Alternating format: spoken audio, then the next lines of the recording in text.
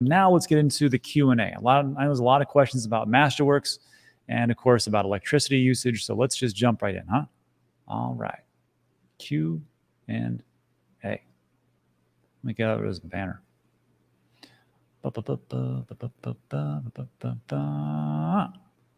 Crypto Golfer.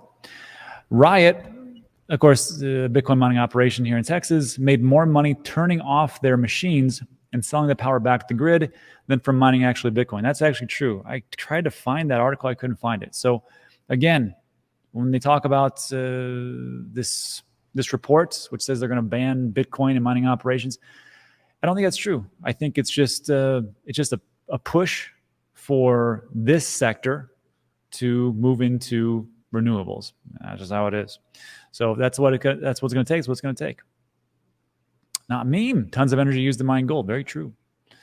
Good, Rob. Hopefully we'll see the moonshots. I got to tell you guys, I mean, that report I felt was good. A lot of people felt it was not good. But the market rallied when that report was put out. And that was yesterday, somewhere around the last 48 hours. And Bitcoin went up 10%. I think we're still up pretty well, matter of fact. Unless something, who knows. In crypto, who knows? Maybe China banned Bitcoin mining again or something. Now we're still good. Let's see. Yeah, 0.2%. We haven't plummeted. Ethereum is doing well. Dang, let's look at those prices. Pretty good. But the question then is, what happens in the short term? I got to tell you, with the things that are going on, I don't see the market hitting all-time highs this year. Let's just say that. And go from there. And there's a lot of different macro events that could change the outcome. But for me, I still think we got a long way to go before we hit another bull run. So that's all I will say. And I'm still dollar cost averaging, just not as much as I used to, because I think there's a leg down. That's just me. I could be wrong, but wrong many times. That's my wife. All right. Crypto Keeper. The key is to take energy off the grid by replacing with simple energy solutions so we burn less energy for no reason. True. Geothermal over time drives costs down. Yes, it's like adding a heat pump. Again, exactly what we're saying. If the report wants us to generate energy and put it back to the grid, sure. And then we add to the grid, and then the demand from the regular use of electricity isn't so much. So sure. Michael, ESG is the biggest scam on earth. Probably so. Let's be honest. And of course, there was a report, I want to say Swiss Bank, Deutsche Bank, one of those two, where they were fudging the numbers for their ESG compliance. So I never believed it either. Let's see. John, the solar power can be used to provide electricity to power the pumps, to circulate the water, and geothermal turbine to keep the water steaming. Yeah, exactly. There it is. Amy Softball's here. Hello, family. Dig Swimming Dave said, I'm now into art. Thanks, Rob. That's good. There's some people who had questions about it, and rightfully so. And I think this is a good one for Masterworks. Hopefully they're listening. And Lady Melisandra says, I was about to invest in Masterworks with the tone of voice and attitude of, and she even gives the name, of Matt Mason, or whatever his name was kind of arrogant and rude, so I left it at that. Look, I'm not here to tell anybody their job, but try to be a little bit nicer to my subscribers, please. Adam Lewis says, there will be a correction. Take care, sell. Potentially. Who knows? Des? Hello, Des. Sean, what's crazy is there's 1,000 live cannabis grows a dime a dozen in this country. Every one of those suck up 1 gigawatt per month of their own. Well, it's a good thing we're legalizing marijuana, huh? Brandon had the most comments, I think. Show me something that has these guys existing before we all just start hearing about them on YouTube. It's a good question. So the thing I would recommend, go to the website, take a look at all the SEC filings, and you can see which ones they were initially put out, which ones were sold, at what date and what time, and that's where it comes to transparency, which is why, I mean, when they approached me, I was like, I don't know anything about art. Like, you don't need to, because we do a lot of stuff. I'm like, well, I don't really trust you guys. Like, well, register with the SEC and you can read through all the filings. I'm like, I like that. So that's what I recommend. Lady, or is that something where you are stuck if Masterwork never sells the painting? It's a good question. So the question then, and I think Brandon had the same question, like, what if the painting never sells? So There's a link in the description, Masterworks. We did a deep dive. They have a secondary market where if you want to sell your shares, I think it's after 12 months, then you can sell your shares on their open market to somebody else who wants it. So again, remember, these are investments. And even though that Alan talked about the Sharpe ratio, nothing's risk-free. I think we know that. So don't ever say to yourself, well, this is a guarantee. And I will never say that because it's not the case. It's never just a guarantee. So for that one to say it is I might be stuck with the painting. Well, you can always share your secondary sales. Could you lose money? Yes. So, take a real deep look into this and if this is what you want to do or not. That guy says, who's the salesman? Oh, Masterworks. I thought Alan did a good job. Brandon says, start a tropical fish business. Red flags, perhaps. Crypto golfer, it's hard to diversify when you're all in and underwater. It's true. It's hard to actually buy crypto these days after the things that we went through, right? We all went through. If you're here, you're not a tourist, like I always talk about. If you went through 2021, a lot of you just guessing. Maybe you thought to yourself, man, maybe I should have sold a little more crypto. Maybe I shouldn't have left it all on some exchanges. Maybe I should have took those off. Maybe I should have, maybe this, right? So when we get to this point, we've gone through, the market has decreased by over 80% in some cryptos. Bitcoin's down 70%, 71% from the all-time highs. We've taken a look at rug pulls. We've taken a look at hacks. We've taken a look at insolvency issues with Celsius and Voyager. And the list just goes on and on. So if you're here right now, it is hard. I get it. That is life. Unfortunately, that is just the truth, and that's just how it is. So the question you have to ask yourself is, what am I going to do with this? Am I going to sit back and cry about it and say, you know what, I'm never going to get farther? Or am I going to do something about it? Here's the thing. I was the same position in 2017 when I saw my portfolio. Not the exact same, I must admit. I just held on to my portfolio. Said, well, I'm down 90%. Is it going to get worse than this? Probably. I'm just going to keep dollar cost averaging and go to the next one. And I swore to myself I would actually sell and stop listening to all the people that kept saying diamond hands, which was the stupidest thing I ever heard. And at that point, in 2021, I did sell. Did I sell as much as I should have? No, because I got greedy. And those are the things I will work on for the next bull market. So just hang around. If you don't like the price, it'll change. Good question, golfer. What happened to Plan B? That's a good question. I don't know what happened to Plan B. Lady Melisandra says, I would have invested, but I did not like getting talked down to. We talked about that. Dez, nothing's 100% safe and secure. Do your own research. Jeff says, how do you get a wrench? Let's start handing out wrenches. Let's see. Up.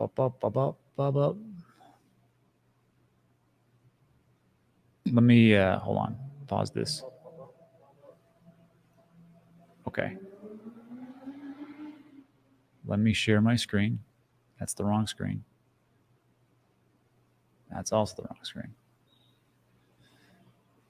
Oh, this is why.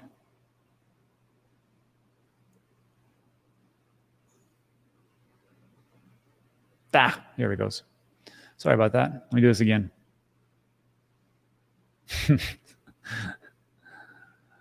All right. So here we are. How do you get a wrench? Where's my live chat? Come up. It may take a second. Well, it'll come up in a second. Once it does, I'll let everybody know, and I'll start handing out some wrenches. Always fun times. All right. Brandon says, so buy your fractional shares of ART. We'll never see. And hold them with you as long as possible. And you accumulate shareholders. And this isn't a Ponzi house. So you have to understand.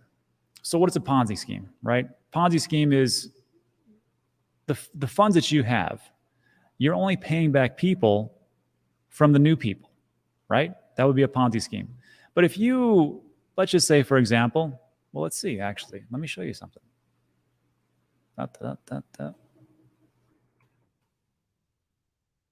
Here we go.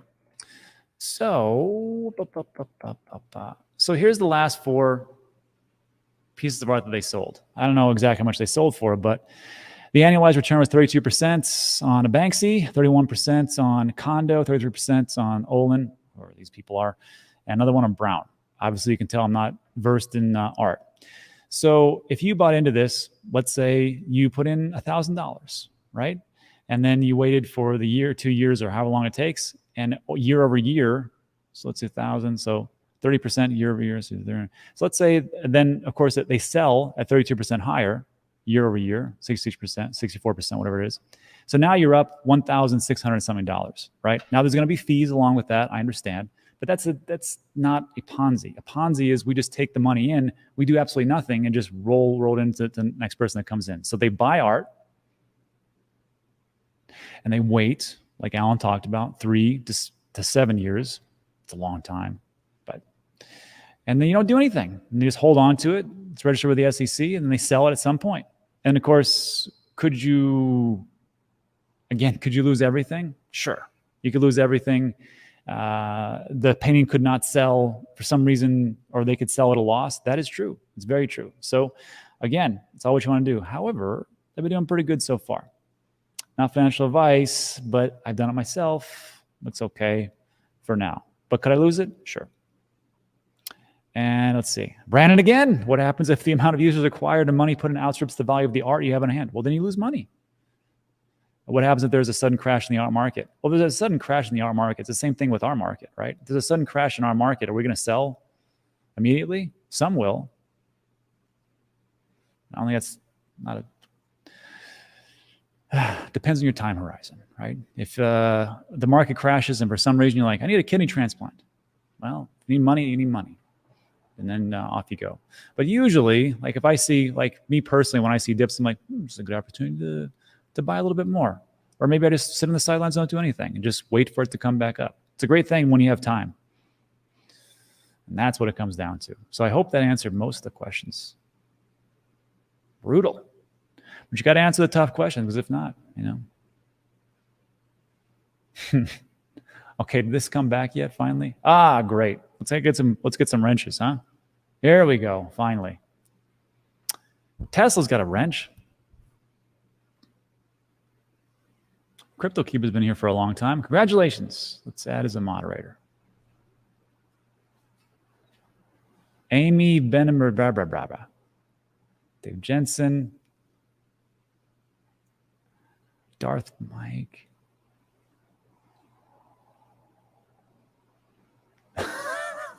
Brandon's been here for a long time. Even though he had some tough questions, he is now a moderator. Look at that. Oh, Amy's not a moderator yet. Look at that. Well, everybody's having a great day today. And then, who was this? Amy Benemotarjer. Bid moon next time.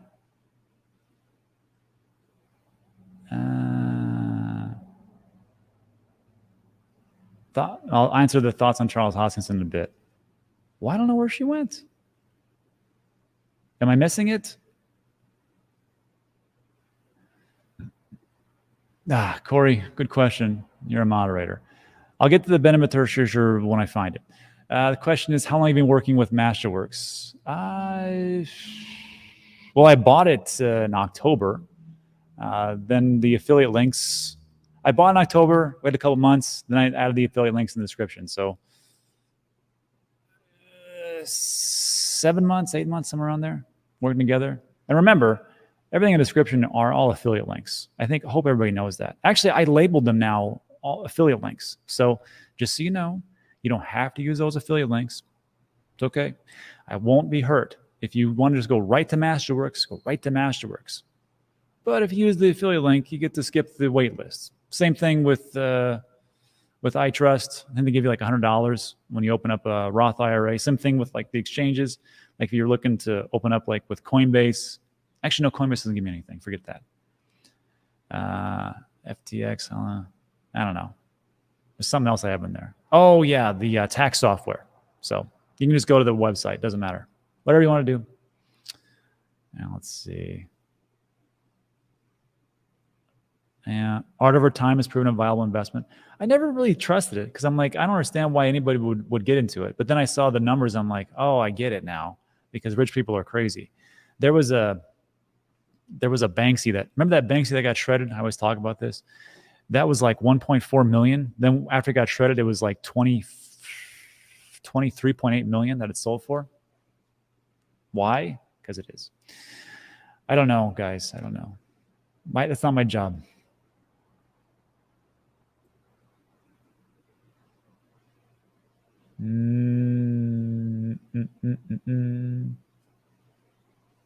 Not meme. Not meme. You already won. Ben and Mortasia. Okay, there you are. You got a wrench. And that will conclude it for today. There's a lot of this whole, I got to tell you, with great power comes great responsibility. Don't, here's what I just say. If like somebody's got a bunch of questions, don't stop them from asking questions. If somebody's being, like super disrespectful and cussing, then yeah, you can put them in timeout. I don't like to ban anybody. I don't like to ban anybody at all, unless they're obvious bots where they're talking about invest into blah, blah, blah. And Magnolia is the best, whatever. But besides that, just let things go in the chats. And that's it. Cool. Thanks, guys. So this one is a good question. How do you choose the art that you invested in for Masterworks? I signed up but don't know how to tell what big was it. So what I did was I sat down with the guys for like 30 minutes and I said, this is my goal. This is what I want to do. And then they just kind of did the same thing with you if you want to walk through it. The first time I was like, the offerings were like, I don't really know and it doesn't make sense to me. So I just didn't do it. And then like 2 or 3 weeks later, I came back. I'm like, you know what? I'll do it. And what do you guys have to offer? There was like 4 or 5 different offerings. And I just took a look at, well, they didn't have the Sharpe ratio back then.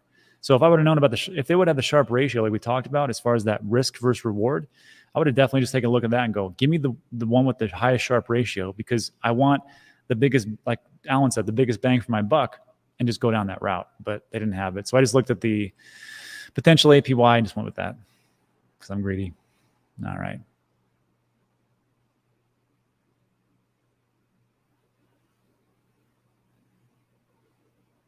Corey, I don't know what.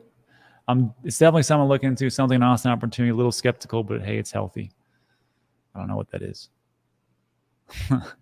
I only banned Beardy for pumping EOS.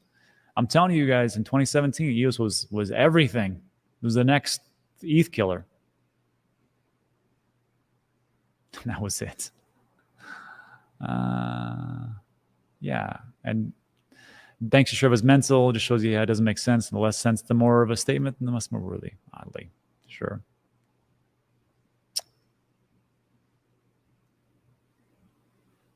That's a good question. Jose says, please check the XMR, the Monero Bitcoin graph for the last 12 months. Very atypical for any other crypto I could find. What do you think? I'll take a look at it.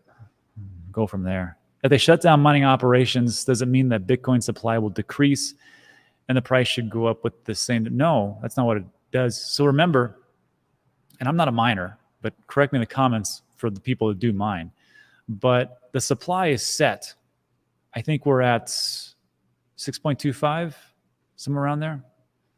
50, 25, 12, 6 point, somewhere around there. So every 10 minutes, miners get their 6.25 of Bitcoin. I think that's what it is. The next one will be 3.17 or something like that. So anyhow, it doesn't matter. So if you have, let's say, to keep it simple, you have 1,000 Bitcoin miners and they're all just chugging along, taking electricity, trying to find the hash rate, or getting the hash rate up and high. The difficulty level adjusts. And of course, then they have to put in more computational power. That's a lot more electricity. That's why they need these big, enormous rigs, and they have to be faster and everything else. But then if the electricity starts to be too expensive, out of those 1,000 Bitcoin miners, and they say, let's say half of them say, well, I'm in Ireland or I'm in the UK or whatever else, and it's 10x more expensive to run this Bitcoin miner. It's not profitable. I'm going to shut down. So they shut down. Now you have 500 Bitcoin miners. They still secure the network. They still do the mining. And of course, the difficulty drops way off. So they don't have to use near as much electricity as the others would have had to, as you had 1,000 or 10,000 or 100,000 Bitcoin miners in operation. So that's really what it comes down to. And as far as like the price decrease and the same demand, it should be the same everything around as far as electricity. What does affect the price is when there's a massive sell-off.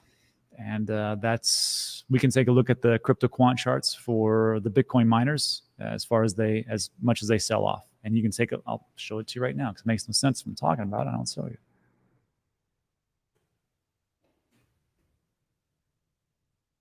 Dashboard. I'll show it to you in a second. Let me just log in. This ought to be interesting. Oh yeah, here it is.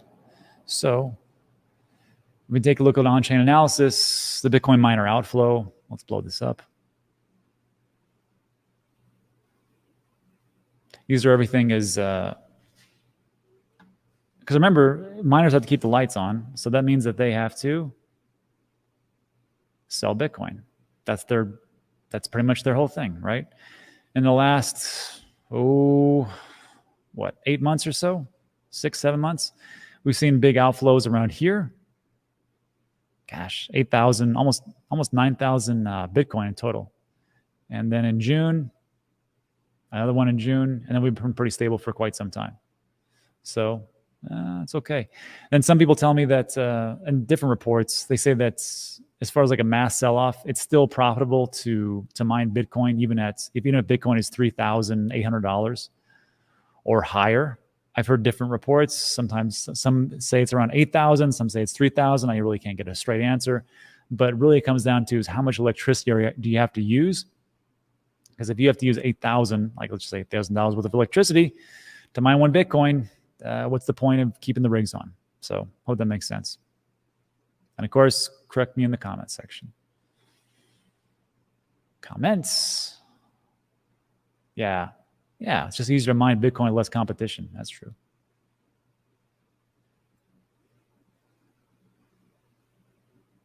What? Didn't know this. Santino Ramos says the Antelope upgrade for EOS is days away. Block 1 will no longer be in control. The community and the EOS Foundation. Upgraded tech, crushed NFTs between EOS chains plus EVM. Ethereum virtual machine operability. Oh, okay. Maybe that could be the big thing.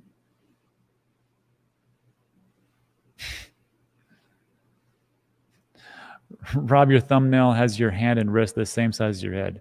That'd be pretty tough because I got a big head. Let's see. Bitcoin prices pure manipulation could be.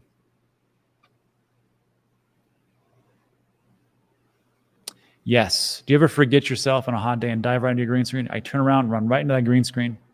It's very refreshing. And guys, that's it. It's over an hour now. So look, go enjoy the Saturday. First of all, thanks for hanging around with me. I appreciate it. If you like today's video, give it a thumbs up, subscribe. Maybe YouTube will actually notify you. Who knows? But that's it. So thanks so much for stopping by. I do appreciate it. And I'll see you on the next one. Adios.